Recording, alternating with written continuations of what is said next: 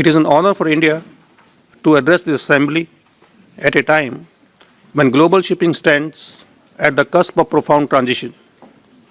As digitalization of shipping sector gains momentum with emerging alternative fuels and environmental imperatives reshaping our sector, IMO's role as the custodian of uniform, evidence-based, and equitable regulation becomes more crucial than ever. India reaffirms its faith in the multilateral spirit of the organization.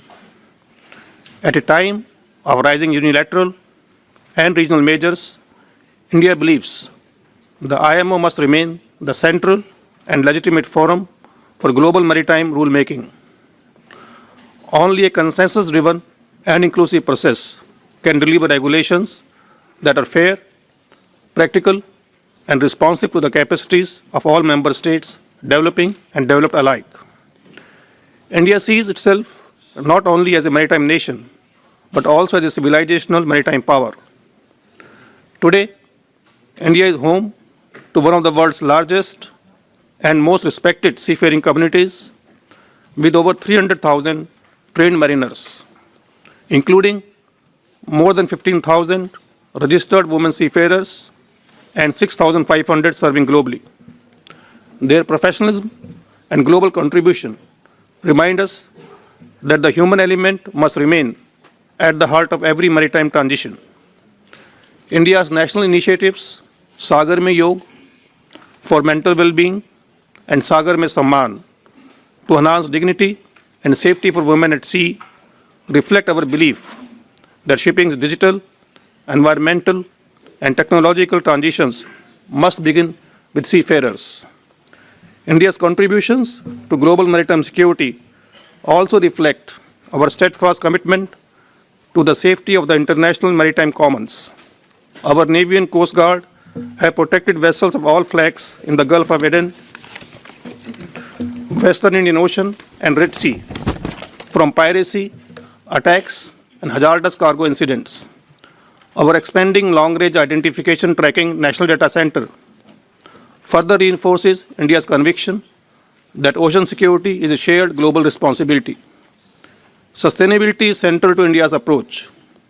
Fully aligned with the IMO's GHG strategy, India has advanced green fuel hubs and scaled port renewable power installation by more than 5 times over the last decade. Ranked amongst the top performers in the Climate Change Performance Index, India supports an inclusive transition for developing states. With more than 11,000 kilometers of coastline and leading HKC-compliant yards, and with port capacity more than doubling in a decade, India remains committed to sustainable maritime growth.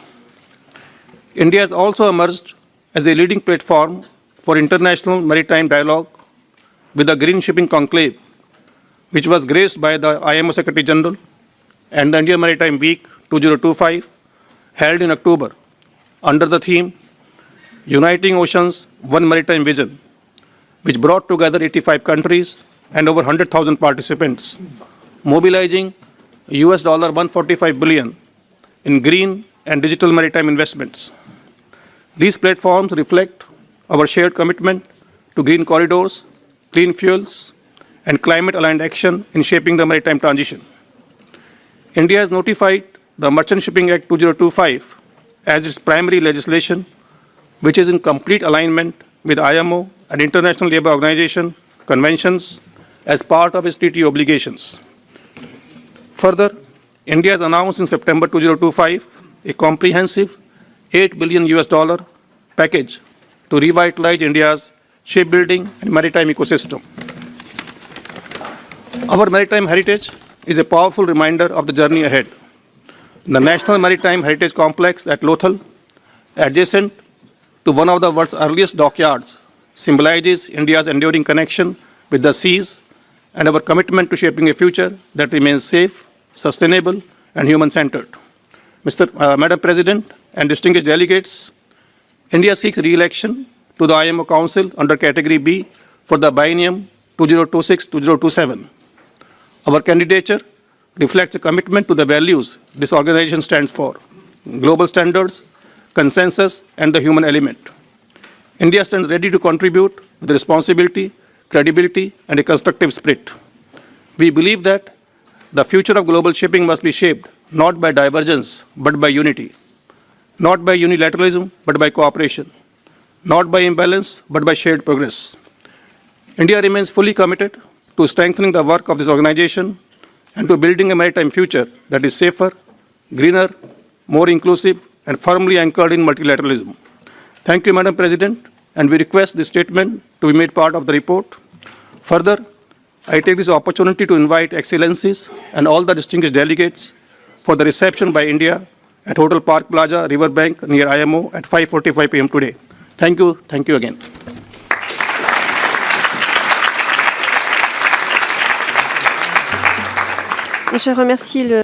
Thank you very much to the Secretary to the Government of India, the Minister, and I call on Mr. Brian Adrian Bessel, Director General of the Danish Maritime Authority, Ministry of Business, Industry and Financial Affairs. Thank you, Madam President, Secretary General, Excellencies, distinguished delegates, dear colleagues and friends. It's a great honor and genuine pleasure to be with you at the IMO today. Personally, as a relatively new member, I must say that I very quickly felt the remarkable sense of community in this place, for which I've learned as a fitting expression, the IMO family. This is indeed something to treasure. This spirit of community, the IMO family, is not only something to treasure, it's also something we must rely upon. For while the bonds of cooperation are strong, we live in challenging times. The shipping industry faces mounting pressure from geopolitical tensions and increasingly disrupted trade routes. The challenges that we face are global, and global challenges demand global solutions. Global solutions demand global cooperation, and global cooperation demands global trust. Trust that we can only build through mutual respect and understanding. The geopolitical tensions are here, they've moved into this building, we've seen it, but we do not have to accept that we lose this mutual respect and understanding. The IMO's mandate relies on the ability of the organization and its members to demonstrate its global relevance and the need for global regulation.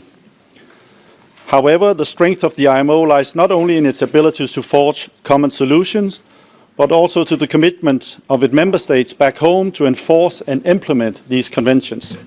Enforcement and implementations are vital if we are to address the area that lies at the very heart of the IMO's missions: safe, secure, and environmentally sound shipping, while ensuring healthy lives and the well-being at sea.